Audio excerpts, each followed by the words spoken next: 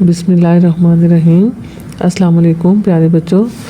आज हम exercise number 1.1 के क्वेश्चन नंबर 1 का सेकंड पार्ट हल करेंगे। ठीक है, ये क्वेश्चन क्या है, solve each of the following equation by factorization method. ठीक है, यहाँ भी मैंने देखिए क्वेश्चन लिख लिया है, x-3 का whole square is equal to 4। ठीक है, अब देखिए आपको मैंने पिछला क्वेश्चन हल करते हुए लास्ट वीडियो में बताया था कि जब भी हम क्वाड्रेटिक इक्वेशन को हल करेंगे तो सबसे पहले उसका जनरल फॉर्म में होना ज़रूरी है, जो कि हमारे पास क्या है, ax² plus bx plus c is equal to 0।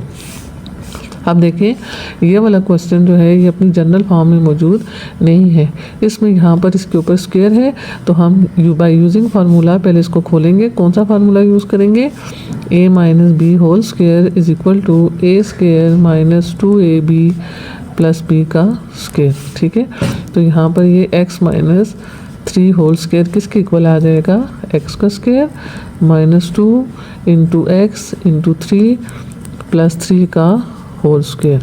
ठीक है, तो ये क्या बन जाएगा, x² माइनस 6x प्लस 9। ठीक है, तो हमारी इक्वेशन क्या बन जाएगी, x-3 whole square is equal to 4, x² minus 6x plus 9 is equal to 4। लेकिन अभी तक ये इक्वेशन अपनी जनरल फॉर्म में नहीं आई, क्योंकि इक्वल की दूसरी तरफ क्या होना चाहिए, 0 होना चाहिए, और यहाँ पर क्या है 4। हम 4 को इधर लेकर आएंगे, यहाँ पर 4 के साथ किसका साइन है, प्लस का, और इस तरफ आकर क्या हो जाएगा, माइनस। तो यहाँ पर क्या रहेगा, 0, x² minus 6x plus 5 is equal to 0। अब देखिए ये इक्वेशन अपनी जनरल फॉर्म में आ गई है। अब देखिए एक की वैल्यू क्या होगी, जो x² का कोफिशिएंट है यानी कि 1, b की वैल्यू क्या होगी, जो x का कोफिशिएंट है यानी कि क्या, -6, और कांस्टेंट क्या है, 5। ठीक है, इस तरह हम ac को मल्टीप्लाई करेंगे, 1 multiply by 5 is equal to 5।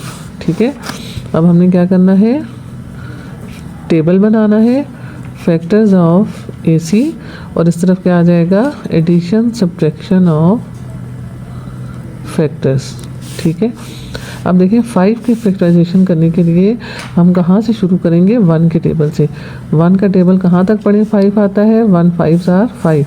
अब देखिए 5 के साथ पॉजिटिव साइन है, तो इसकी फैक्टराइजेशन में 2 पॉसिबिलिटीज़ हैं, या दोनों फैक्टर पॉजिटिव हों या दोनों फैक्टर नेगेटिव हों। ठीक है, अब देखिए 5 जो है वो सिर्फ अपने टेबल में आता है और 1 के टेबल में आता है, तो इसके और जो हैं वो फैक्टर्स नहीं बनेंगे। अब हम यहाँ इनके एडिशन सब्ट्रैक्शन करते हैं।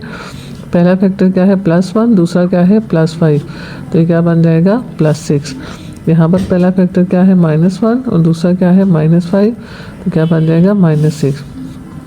देखिए इस तरफ तो है ही 5, अब हमने इस तरफ को देखकर चूज़ करना है कि जहाँ पर हमारे पास b की वैल्यू के हिसाब से आ रहा हो। b की वैल्यू क्या है, -6, तो यहाँ पर देखिए यहाँ पर -6 आ रहा है, तो हमारा जो सिलेक्टेड ग्रुप है वो सेकंड नंबर वाला है। ठीक है, ये हमारा क्या हो जाएगा, सिलेक्टेड ग्रुप।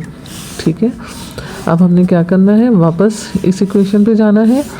यहाँ पर x² माइनस 6x को हमने ब्रेक करना है, +5 और 0 इसी तरह लिखते हैं। -6x की जगह ये 2 फैक्टर आ जाएंगे, बड़े फैक्टर को हम पहले लिखेंगे, -5 -1x। ठीक है, अब इनकी पेयरिंग करेंगे।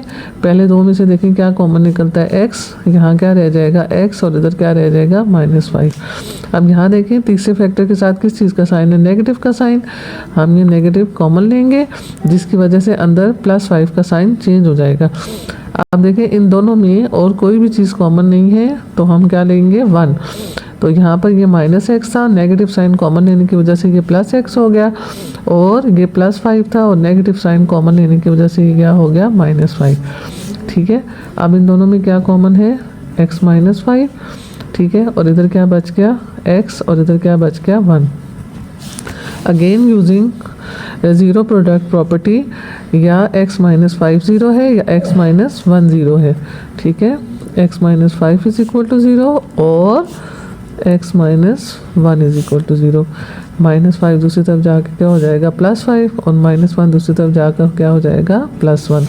देखिए x के 2 आंसर आ गए, तो ये हमारा सोल्यूशन सेट बन गया 5 and 1। ठीक है, क्वेश्चन हल हो गया। अब इस क्वेश्चन के देखिए 2 सॉल्यूशन आ गए, 5 एंड 1।